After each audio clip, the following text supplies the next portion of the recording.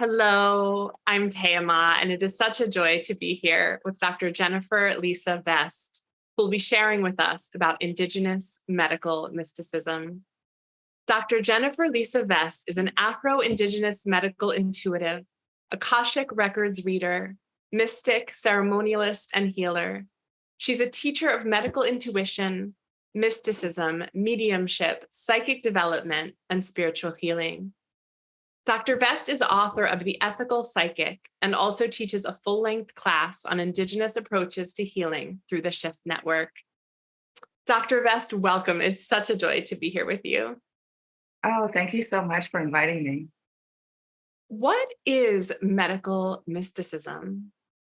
Well, it's a term I coined, and I'm actually working on a book on the same topic, the medical mystic. I started out as a medical intuitive, and as a medical intuitive, I look into bodies using my clairs. But then I also developed as a medical medium where I'm able to talk to spirit doctors and to, the guides. And then I also developed as a medical shaman where I'm able to go into other realms, alternate dimensions, and find out about people's soul path. But medical mysticism is where I developed the ability to actually develop kind of a cosmic perspective that allowed me to see global trends about medicine and to really understand the big picture. And so some examples of medical mysticism that I can give from my own experience are found on my podcast. I did a podcast, a Journal of the Medical Intuitive, that I actually created during the pandemic. And I was getting all of this information during the pandemic about COVID and about global changes. And so that kind of big picture thing, medical intuition, you're just looking into one person's body. But with medical mysticism, I'm getting information that relates to everybody, to the entire planet. And I'm getting it from a much higher source of information. So a couple of examples are that I predicted on my podcast about a year before science revealed it, that COVID was actually a cardiovascular condition, not a lung condition. They thought it was a lung condition when it first started affecting people. I also, when the lockdown first happened, I predicted there'd be 5 to 10 million dead. People thought I was crazy. I got a lot of pushback from my listeners saying that's crazy because they really weren't expecting that. And of course, we have seen those numbers now. I predicted that it would travel through animals, that it would start out in humans, but then it would travel through animals. And now there's a lot of reports that they found COVID in lots of different animals, both domestic and farm animals. Anyway, there's a whole list of things like that I was able to share. And I was only able to get that information because I was able to connect at a much higher level with intelligences that had that type of global information that I would not have access to myself. This is amazing. I'm curious, what sparked you bridging these worlds? Well, it's really my background. I'm a mixed blood. I'm a Seminole. I'm African American. I'm also Caribbean. And growing up, I was meant to be a healer, but I didn't really want to be a healer. And so I kept getting pushed onto this path, and teachers just kept showing up. And I kept having all of these experiences. From the time I was very young, I was talking to spirit. For as long as I can remember, I had a whole team of spirit teachers around me. And they would take me out of my body and travel to other places and go into other dimensions. And I didn't know at that point, what mysticism was, but I understand now that much of what I was doing for most of my life is mysticism. It's when you really go into a much higher level of consciousness and you connect with the divine in a profound way, and then you can get information. That's one thing you can do with it. You can also get just an increased consciousness. But I was having all these experiences, and then I was being, brought into different ceremonial contexts where I was then having these profound experiences in ceremony and developing my gifts, getting lots of teachers, and being shown really clearly that I was meant to be a medical intuitive, but I also received training in a lot of other modalities. And for me, channeling, traveling out of body, talking to spirit, having these intense cosmic experiences was just a part of my life. And it was augmented whenever I was engaged in some type of indigenous ceremony, whether it was African or Native American, that I would have, more stronger experiences, in those contexts. And so I was just very fortunate to have a lot of spirit teachers and a lot of human teachers to help me on this path. I'm so moved hearing this. Will you tell us a bit more about Indigenous approaches to mysticism and healing? Yeah. So when we talk about mysticism, there are different definitions depending on who you talk to. Some people talk about it in terms of an expanding consciousness where you become aware of yourself on a much higher level, your higher self, your cosmic I am, your connection to creator or divine source. And other people talk about it as, this connection to the perpetual now, it's kind of timelessness. Others talk about it as a oneness where you just become one with all life.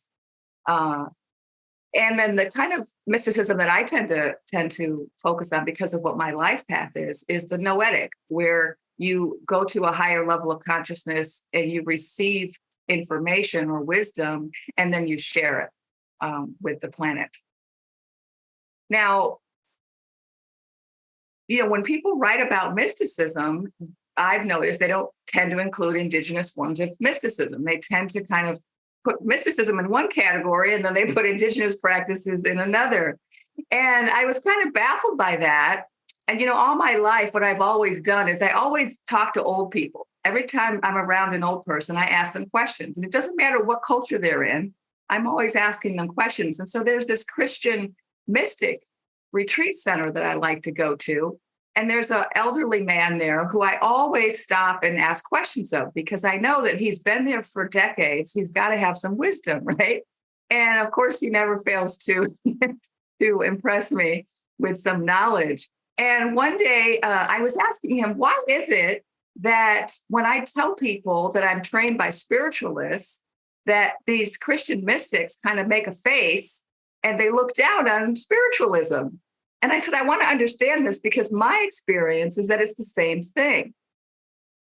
And I found out from him that there's this kind of attitude that people who associate themselves with mysticism, it's just kind of attitude that people in indigenous cultures are engaged in more primitive, superstitious forms of spirituality. And they don't like the focus on ancestors or talking to the dead. And that could also be the Christian part of that particular tradition. I don't know. Of course, there's so many different kinds of Christians, and some of them do support different forms of spiritualism and mysticism. But he explained this to me, and I thought, oh, that's really interesting, because my experience is that those different forms of spiritualism include mysticism. And they're not just about talking to the dead or talking to ancestors. There are also these really profound moments of kind of cosmic oneness that occur in those spiritualist contexts. And so whether you're in a kind of like a African or Black spiritualist ceremony, or you're in a shamanistic ceremony, or Native American ceremony, I can give you some examples from my life, the Sweat Lodge. So I was trained in the Sweat Lodge. I was trained to be a firekeeper. And the Sweat Lodge is a pan-Indian spiritual tradition. It's common to mostly it's, urban Indians who practice it, but it's also practiced on lots of reservations. So it's really a pan-Indian tradition that's found in lots of communities. And, when you're in the Sweat Lodge, you can have these profound mystical encounters where you have this recognition of who you are in the cosmos or how you're connected to all life. That's a very common experience in the Sweat Lodge. And that's an example of indigenous mysticism. Also, I had experiences in the Caribbean, in Trinidad and in Jamaica, where I was going to these ceremonies, which were a combination of Yoruba, which is a West African tradition, and Christianity. And they were only combined with Christianity because the enslaved Africans had to adapt their spirituality to a Christian context in order to have it survive over the centuries. But the ceremonies are still in Yoruba. They're still in the original African language using the African drums. And this is also a characteristic of these traditions, is that you go into the pale, you dance and sing all night. You often fast during the day or you work very hard. And so there's these elements in a lot of indigenous ceremony of deprivation, physical deprivation combined with music and drumming and different herbs. And the combination of that allows people to move into an altered state. And one of the outcomes of that can be to talk to ancestors or the dead. And another outcome can be to have this cosmic awareness of your oneness with all of life. And so you do see this in a lot of indigenous spiritual traditions, but we don't always recognize it as mysticism. And that's just really a terminology thing, I think. But I think that should change. I think we should begin to understand mysticism as a universal practice that's not confined to certain religious traditions or cultures, but it's something that's found everywhere. Yes, to the universality of mystical practice and experience. I'm curious for folks listening who may have yearning for mystical experiences of their own, or perhaps they're coming with mystical experiences. And what would you say to folks who are wanting to cultivate additional capacity or context for this in their own lives? Well, I do think that it's most helpful to have a community or a teacher. I think nowadays everybody wants to just do everything on their own. We just want to be in our, especially post-pandemic, right? We just want to be in our room, in our apartment, having our own spiritual experience that we don't. And I don't know. I think it's so much easier if you can join a ceremony, join a community, find other people that you can work with.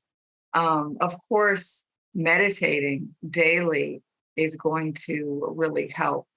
I'm gonna tell you a story about one of my mystical experiences in a minute, and then you'll have a better understanding of what I mean by the word mysticism, I guess.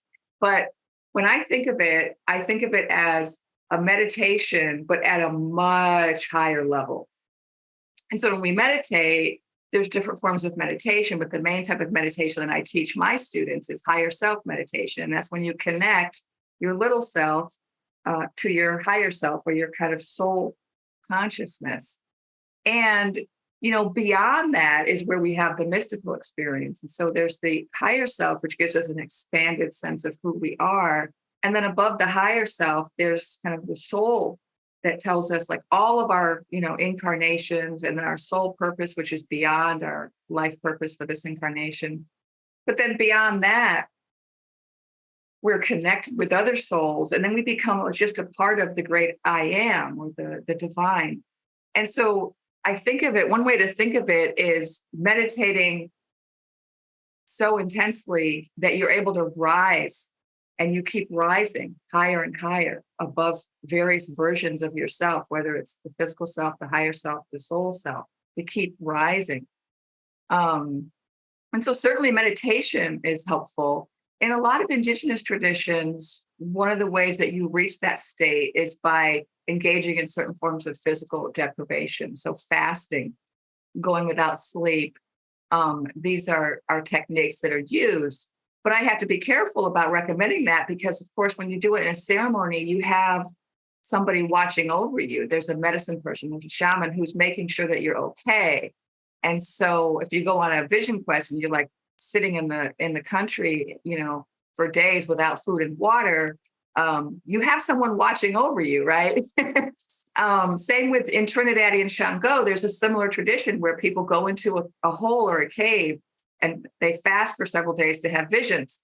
But there's always a mother a priest, a priestess, a shaman who's nearby watching to make sure you're okay. And so certainly forms of deprivation are always helpful for shifting the consciousness, but be careful. A lot of people today want to take a hallucinogen. They want to take ayahuasca or frog medicine or one of these plant medicines that have become popular.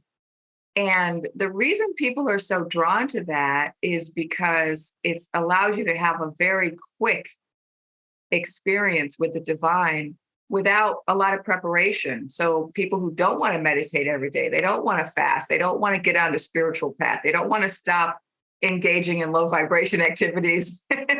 They just want to have it now. They'll go and partake of one of these plant medicines.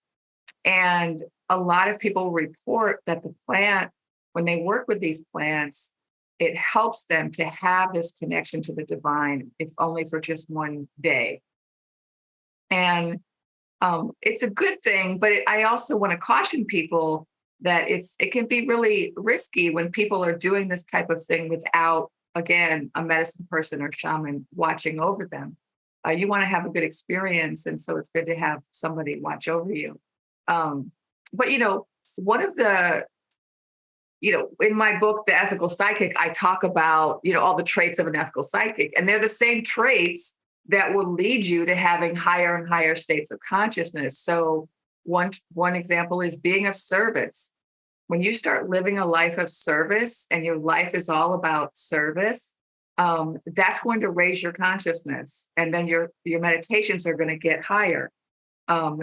When you start kind of purifying your life of negativity, of low vibration activities, violent movies, drinking and cussing and recreational drugs to excess, gossip, all of those kind of low vibration activities, what happens is your consciousness expands, and then it becomes so much easier when you do meditate to have these higher states of union.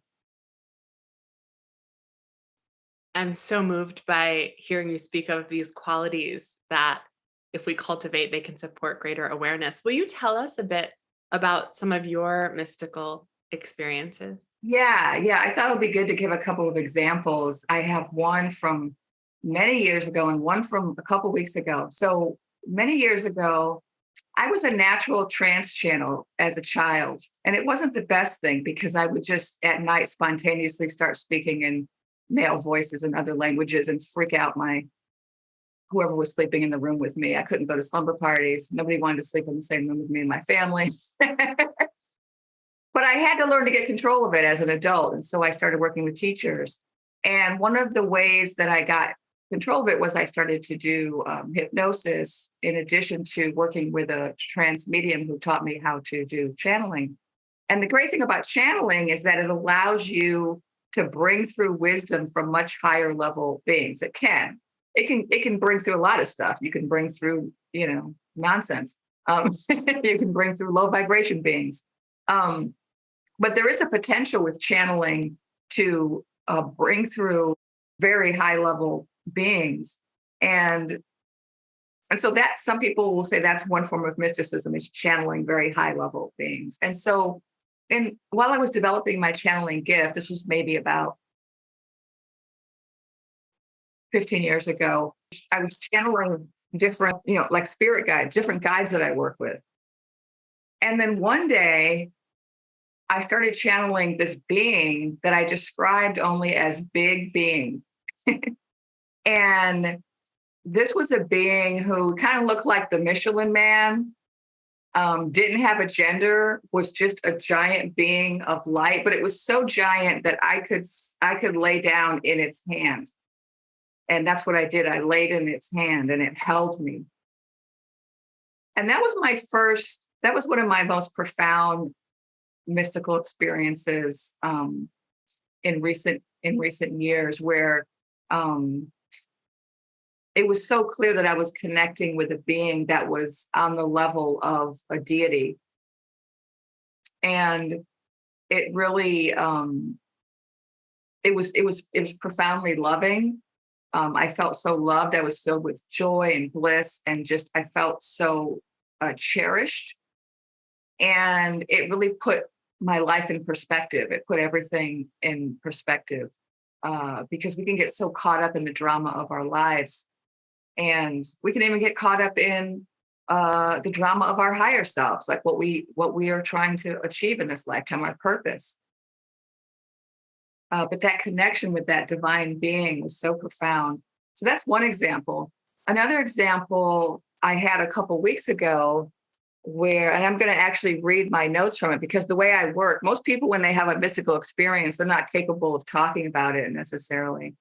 But because I'm on the path of a teacher, I've always been able to go out of body and return and talk at the same time. And that's just one of the gifts I was given in order to teach. And so what I do is I'll often record my out of body journeys while they're happening. And so this is some notes from a recording that I did a couple of weeks ago, where I met what I call the cosmic I am, or giant eye in the sky. So I was just bringing in all that golden light down into the crown, going into my eyes, and then the light was coming out of my eyes, which enabled me to have visions. And the light was also coming out of my third eye. And then I was flying, but I was seeing myself from the outside. So I'm flying, but I'm able to see myself from a perspective outside of my flying self. And in my flying self, I'm sending light into the body that I left below. And I go out of the eyes, out of the third eye, light goes out of the hands. And my hair also filled up with light tendrils of light, like an octopus. And then I rose above the whole body filled with light. And I zoom up to higher self. From higher self, I zoom up to central sun. And then there's light like a shower. And I'm coming out of this shower of light. And there's a being that's using light coming out of its eyes to scan me and calibrate me. Now I'm a giant being of light. And then I say, I don't know what it is, but it's like the giant eye in the sky. And so then at this point, it's starting to become unclear. Am I the being of light? Is there a being of light, right? And that's a common experience with mysticism. You start to merge. So then the light is coming out of the giant eye. So when I see this giant, it's just a giant eye in the sky.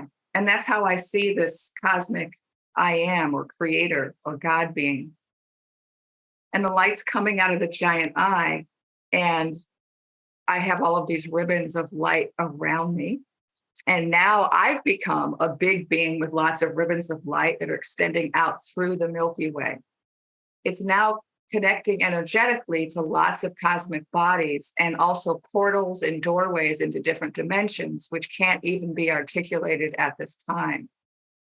And this is also just what I'm like prior to and after incarnation.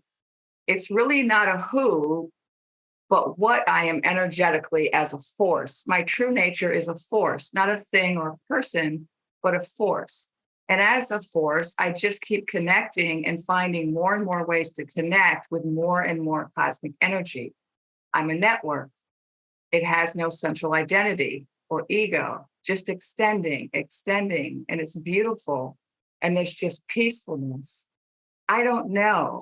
This is what I was saying at the moment. I don't know. It's so hard to use words, because all the words are from Earth and they don't apply to this existence. Because on Earth, everything is in contrast and binaries and peace as opposed to conflict, love versus hate.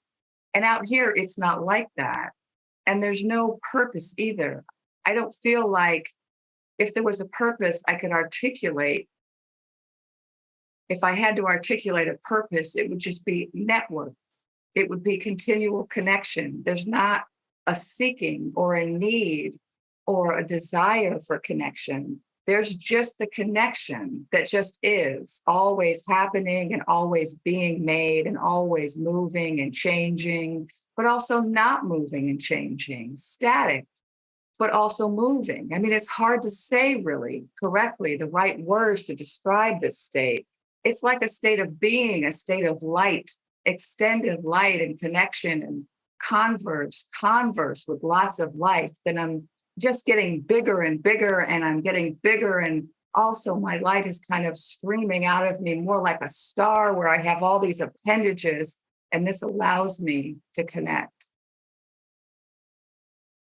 So that was my description or narration of the event as it was happening. So that for me is an example of a mystical encounter. And this is so phenomenal to receive, Dr. Vest. As I'm listening, I feel the transmission in your words. I'm curious, what changes for you or what impacts are there for you when you receive messages, when you receive knowings like this? When you receive that your true nature is a force, that you're a network with no central identity, when you return to this realm, how does it impact your being? Well, it's a major attitude shift. And also a feeling of bliss. After I had this experience, it was a couple of weeks ago, I was just kind of walking around on a cloud for the next, maybe 12 hours. And it just kind of puts things in a new perspective. And so, oftentimes when I go into meditation, I'll go into meditation with a question. And it's a question about my life or about my teachings or my purpose. And I'm often going into meditation to get guidance on what should I be doing right now? Am I doing the right thing? Should I be teaching it this way? Should I be, and I work with my guides and my higher self to get continual guidance. But when I have an experience like this, it's like, all the questions go out the window. And oh, yeah, maybe I went into meditation to get some answers, but I didn't get answers. I got a reminder of who I really am on a cosmic level. And I can always think back to it. Like for the past couple of weeks, it comes back into my consciousness on a regular basis.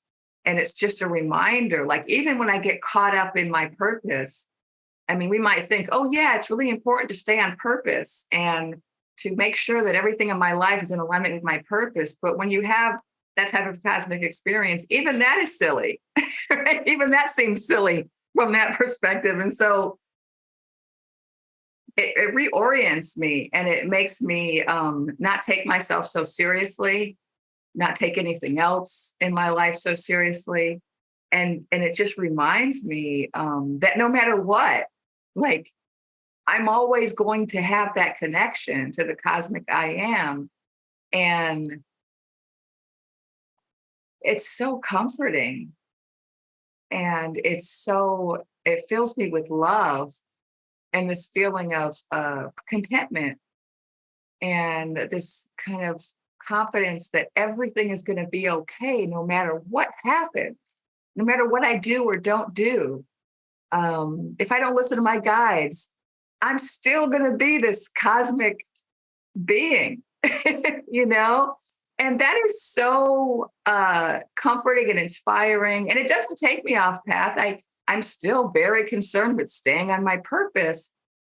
But it's just nice knowing that there's a way in which I am always on purpose, no matter what, because I am that being.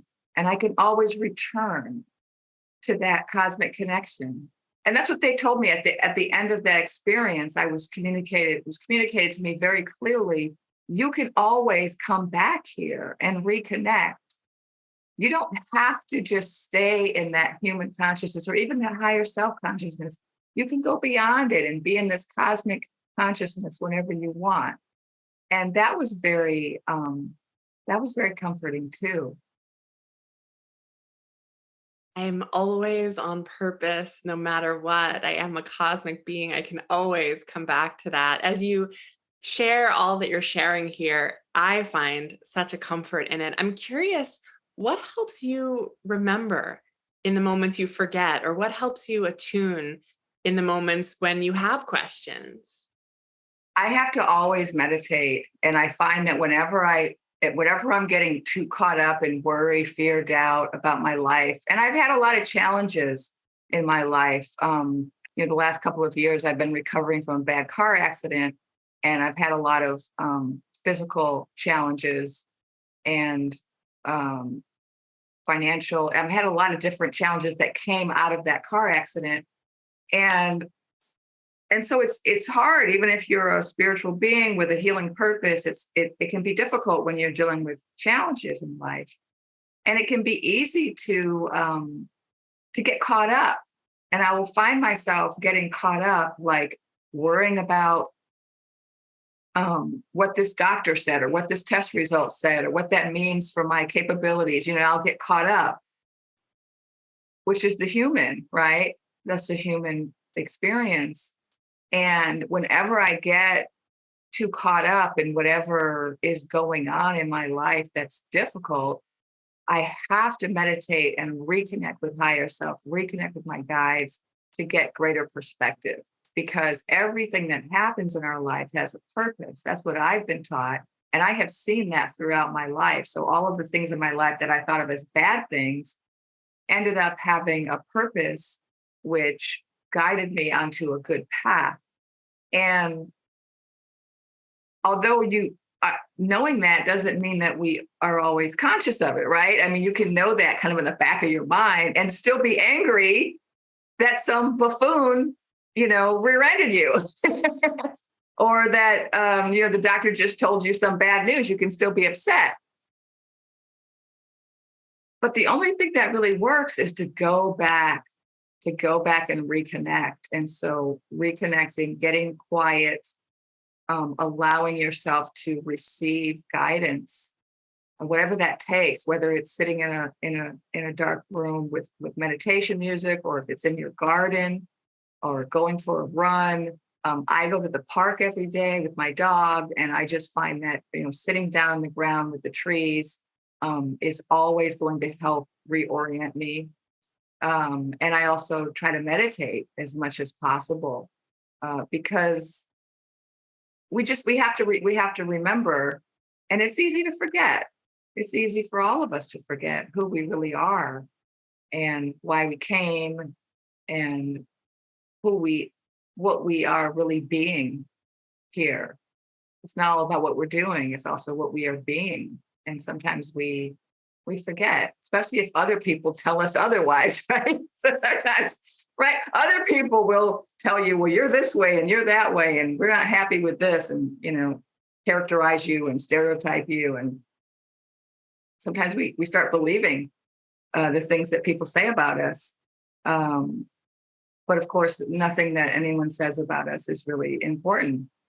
What matters is who we really are, who our divine self is, and what we came to express. And nobody else, no other human knows more than you do about what that is. And so it's just about going within, connecting with the higher self, connecting with your guides, connecting with the cosmic I am as much as you can, in whatever way you can. That's what I do. Thank you for this reminder to trust what we know, to trust what we know about ourselves. I'm curious, you spoke earlier about some of the clairs, clairaudience, clairvoyance, clairsentience. What would you say to folks who have been trained to give priority to other ways of knowing beyond those ways of knowing? How do we learn to cultivate and value ways of knowing that may be other than what some would call linear or rational? Well, I think it's important to start where you are. Even though I was born with all of these gifts, I was also my whole life very much a rationalist and an empiricist. And so I majored in science. I was a physics major. I went on to become a philosopher. And so there was a part of me that was very concerned with things being rational and, empirical basis. I want evidence for things. And so even though I was having all these experiences, I was very skeptical, and I didn't see myself as somebody who could live a life that was beyond rationality, or that was lacking in empirical evidence. And so I had to find a way to combine my intuitive and rational ways of seeing the world. And that's why medical intuition ended up being the perfect modality for me, because with medical intuition, you're getting information intuitively, but it has to make sense empirically. And so if I tell somebody you have, I'm seeing fatty liver disease, or I'm seeing, and of course, I can't really say a diagnosis in medical intuition by law, but let's say I'm seeing something that suggests fatty liver disease, you should go talk to your doctor and get a test for this. Um, they're going to go get a test and it has to confirm what I said, right? So there has to be evidence to back up my intuitive information. And so that's what's great about medical intuition, is it combines the rational and the intuitive. And so I say to people who if you're someone who really is, that's your mindset, you're more of a rationalist or an empiricist, then start there and read books. So that's what I did. I read a lot of books. For me, it wasn't enough to have experiences. I had to make sense of it intellectually.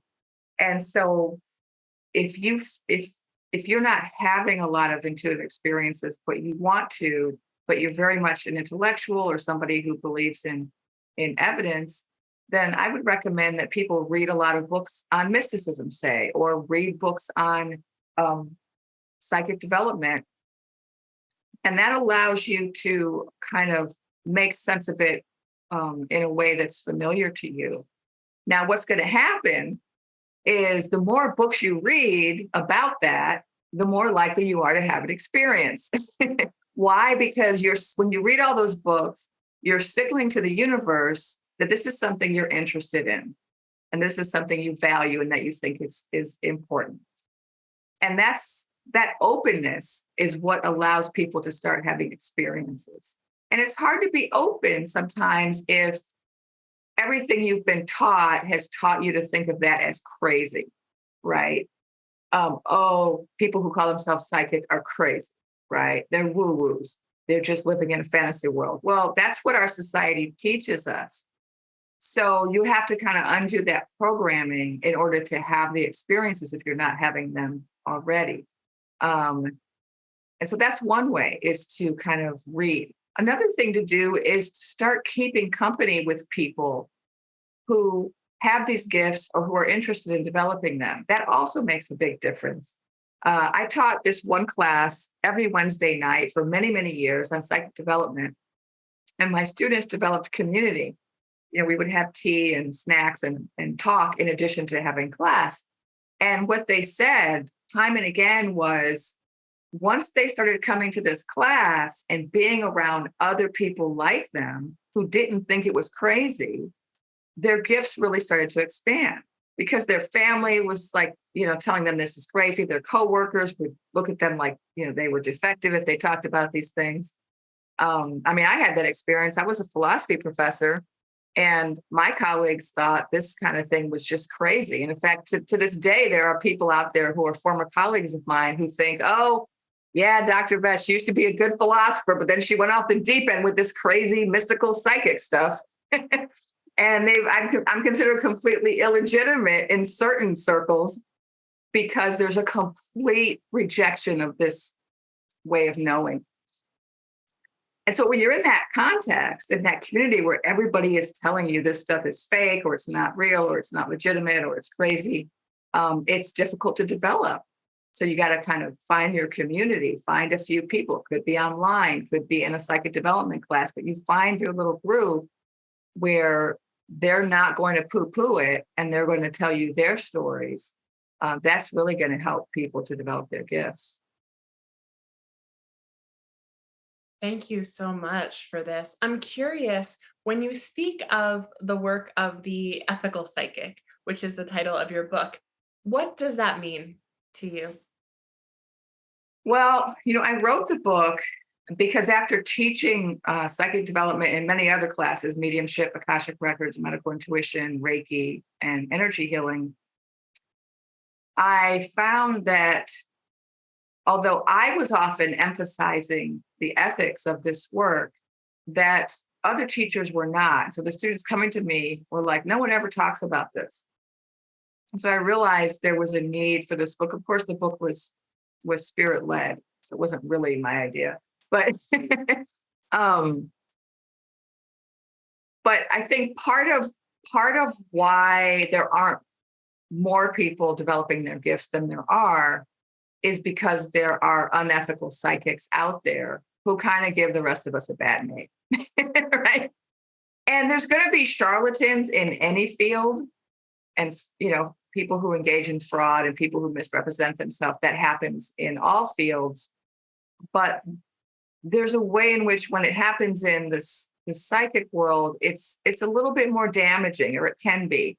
There are certain fields where if you go into them and you engage in harmful behavior, it's more harmful than other fields. So if you're a doctor, for example, or a therapist or a teacher, and you are unethical, it's going to really be much more harmful than if you're, say, an unethical carpenter, because your work is impacting people so much more. And that's especially true for psychics, because we have access to information that people without supersensory gifts just don't have. And that puts us in a position of power vis-a-vis those people. And that power can be abused. And so in the book, I talk about all of the ways that you can kind of set yourself up or set your practice up so that you don't harm people with your gifts. And the book is for healers and psychics, but it's really also for people who go to healers and psychics and who want to know, what are the red flags? What should I be looking for? And so I talk about the traits of an ethical psychic. And one of the traits is, I already mentioned, is being of service. Another trait is being humble. One of the biggest kind of obstacles to people really developing their gifts at a high level is the ego. And I should say the overinflated ego, because there's nothing wrong with the ego in and of itself, but it's when it's overinflated and it becomes more important than other things. And so the ego wants to be right. The ego wants to have status. The ego wants to be praised and not blamed. And so it's very easy when you're developing your gifts to be very focused on the ego. Like I know when you're in school, when you're studying or developing your psychic gifts, everybody wants to be right? Of course, you want to be right. You want people to say, yeah, you were right. Your reading was so right on. It was 100% accurate. We all want that. But if we get so caught up in being right that we forget to be focused on being of service, then we can start harming people. And you see this sometimes with famous psychics on the radio or TV. I've seen this where they'll be giving someone a live reading, and then the person will push back and say, that's not true. Or, no, I didn't have an Uncle Frank that died. Or, oh, and they'll say, no, no, no. And then the psychic or medium will just say, no, I'm right. You just have to think about it. You just don't realize I'm right. And that's the ego. Like, I have to be right. I have to keep my reputation. I can't ever admit that I'm wrong. That can lead you down a path where you're not really helping people as much as you could be. And so I talk about things like that in the book. I also talk about like the risks of psychic work, like how easy it is to harm somebody with psychic gifts. Like if you do things like predict really negative outcomes for people, that can be very upsetting for people. And it can also become self-fulfilling prophecy. So if you like tell someone they're going to die, they might drop dead and die. And they've done research on this, that when doctors give patients like a specific death date, they tend to die on that date. And so psychics have to be careful too about not telling people, oh, I see that you have this disease you're going to die of, or give other types of kind of doom-filled predictions. And then, of course, psychics have to be careful not to financially exploit people or sexually exploit people. Those are the two big ones, like, spiritual fake gurus who have psychic gifts, use them to get a following, and then use that position as a fake guru to sexually exploit their congregants. A few things I talk about in the book. Thank you for what you're sharing here. I'm curious, you are teaching on Indigenous approaches to healing, and this conversation focuses in many ways on Indigenous medical mysticism. For folks who aren't of Indigenous background and want to steep in some of these traditions and teachings in a way that is honoring and not appropriative, what are guidelines you suggest here? Okay. I actually have a huge section in my book about cultural appropriation. So I'm teaching Indigenous medical intuition, and I've been teaching it with the Shift Network. And now I'm about to teach another class, which is like advanced Indigenous medical intuition, where I'm also going to be talking about Indigenous, medical shamanism, medical mediumship, and medical mysticism. And I'm teaching it drawing on a number of traditions because I'm trained in a number of traditions. And so my Indigenous background is I've been trained in Native American sweat lodge and then also African Orisha traditions, African Caribbean Orisha traditions, and then also spiritualism, Black spiritualism, Native spiritualism, and white spiritualism. I've been trained in all of these areas. And so in my Indigenous medical intuition classes, I talk about Native American, Central and South American Indigenous practices, African. This next class, I think I'm going to try to bring in maybe Pacific Islander as well, because there are Indigenous healing traditions all over the world that have medical intuition as a part of their practice. And, I've really been called to share this information because much of what's out there in the form of books on medical intuition gives people the impression that it's kind of a new field that was created by a couple of people in the United States a few decades ago.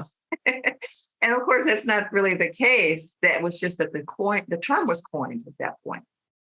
In fact, within a number of Indigenous traditions, medical intuition or medical shamanism or mysticism has been happening for thousands of years. And so I introduce my students to these different traditions, and I also talk a little bit about my own training. But I also do talk about cultural appropriation a little bit, in that, there's a difference between cultural sharing and cultural appropriation.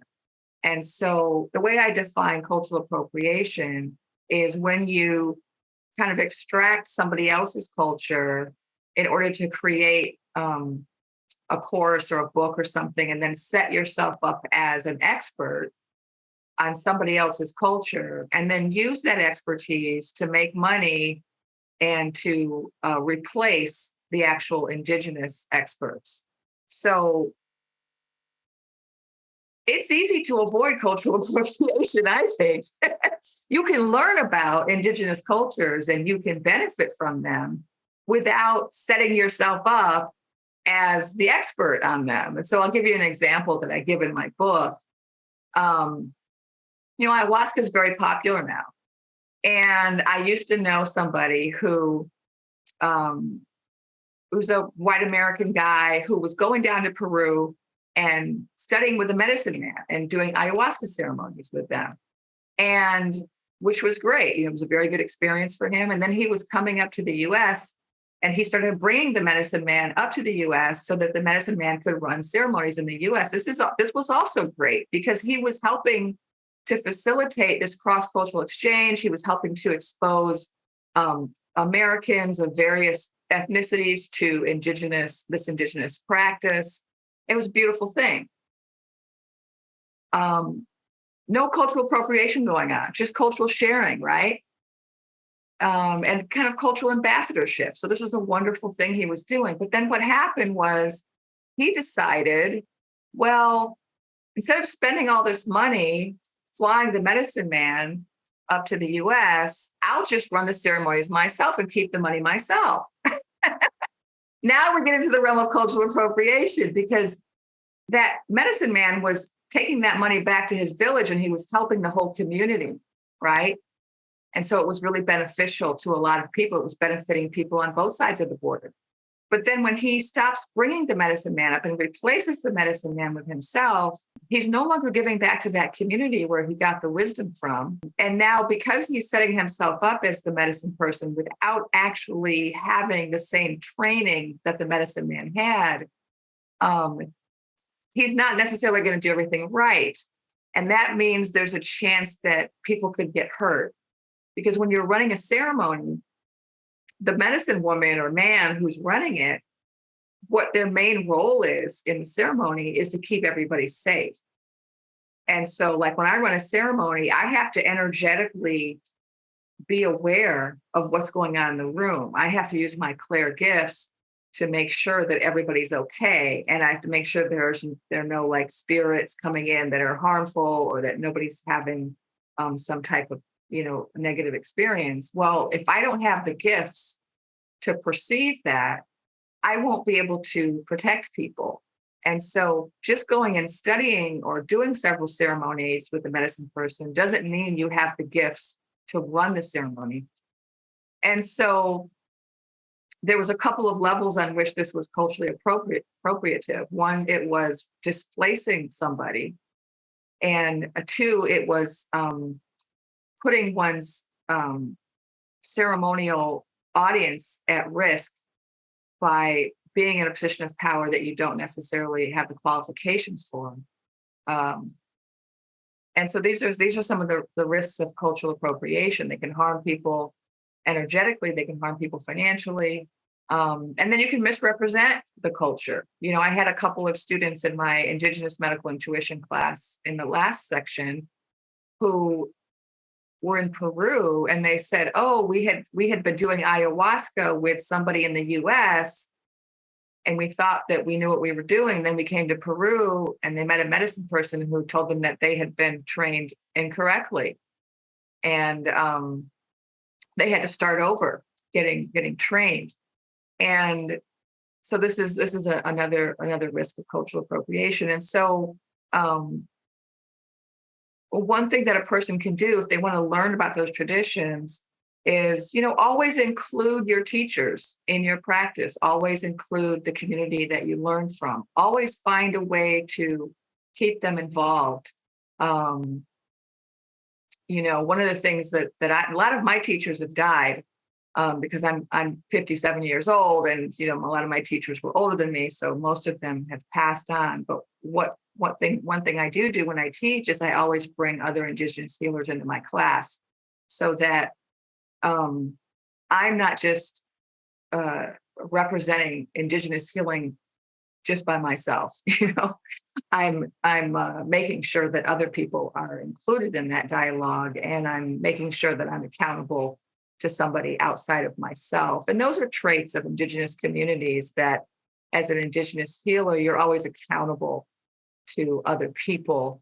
And it's never a solitary venture. It's not, I'm doing this great thing. It's always, we're doing this. And so we acknowledge our ancestors, we acknowledge our teachers, we acknowledge our community, we bring them into the process. And so really, I don't know. I think when I was being trained by different teachers, I would say that one of the things that all my teachers kind of emphasized was the importance of kind of learning by doing, and watching your teacher. How do they do it? Don't think that you're so smart that you're gonna do it differently before you've even learned how it's always been done, right? And so cultural mixing, I do cultural mixing. My tradition now is very mixed. It's mixed from all of the different traditions I've been trained in. I don't practice a pure tradition. But I do remember what I was taught, and I do try to live my life and practice my medicine in a way that honors my teachers. I try to be the way they were. I try to follow in their footsteps, and I try to learn from their example. And I think that anyone who's learning Indigenous healing traditions, who kind of keeps that in mind, will be respectful, and they'll be able to practice them in a respectful way. I'm so moved as you speak of all of these strands, particularly honoring your teachers, remembering how they were and what they taught, weaving and inviting other Indigenous healers. And even when we're practicing in a way that isn't a pure tradition, that's a weaving and a multiplicity, finding ways to be in the deep integrity with it all. Thank you for modeling and sharing in this way with us. I'm curious, Dr. Vest, as we begin to land our conversation on Indigenous medical mysticism, what else would you like folks to know about the heart of this work? Well, we're in this global shift in consciousness, and during the pandemic, I was getting a lot of guidance about this. I actually spoke to the coronavirus a lot, and what they told me was that they came to help with the shift. And I've been hearing so many messages like this over the last several years, as have many people, right? Because we're in a shift in consciousness, we're really expanding at a fast rate, and we're having to rethink a lot of things and integrate a lot of information. And this is very exciting. It can also be overwhelming. I feel that my role um, is to bring kind of a greater understanding of global Indigenous practices into kind of the modern mainstream thinking. I think it's time, you know.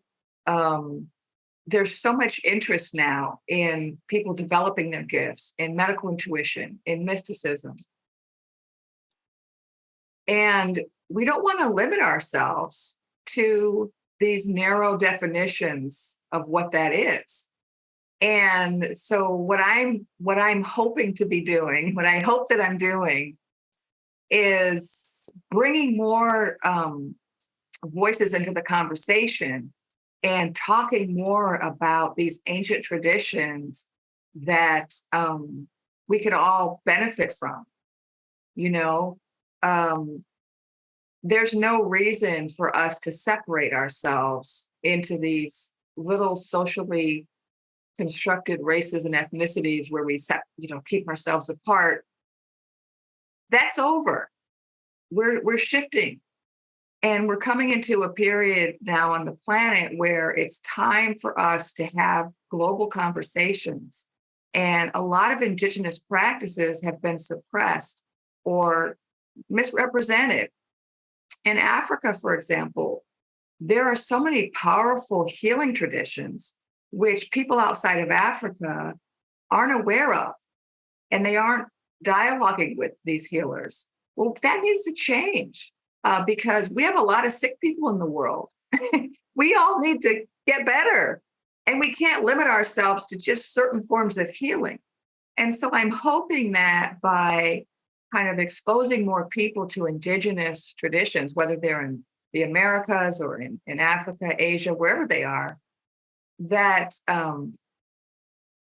we can really help with that. I can really help with that shift in consciousness. And I can also help more people get better.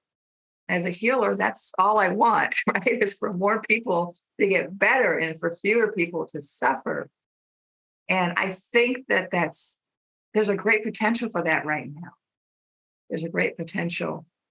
And I hope that I'm helping with that shift by really bringing those different traditions together and kind of more out in the open. And a lot of Indigenous people are saying that now is the time for that. There was a time when those traditions had to be hidden, and now it's a time for sharing. And so I'm very excited about that. Now is the time for sharing. Thank you so much for all that you are sharing, Dr. Vest. For folks tuning in who want to connect more deeply with your offerings, will you share a bit about how they can? Okay, let's see. You can find me on Instagram at Spirit Teacher. I have a website, drvestmedicalintuitive.com. You can attend my course on advanced Indigenous medical intuition and mysticism on the Shift Network. You can also pick up my book, The Ethical Psychic. And I have a podcast, the Journal of a Medical Intuitive. Amazing. Thank you so much for all of these ways to find more and for all that you're doing. It's been such a gift to receive your wisdom and to be in the field of Indigenous medical mysticism with you. Thank you.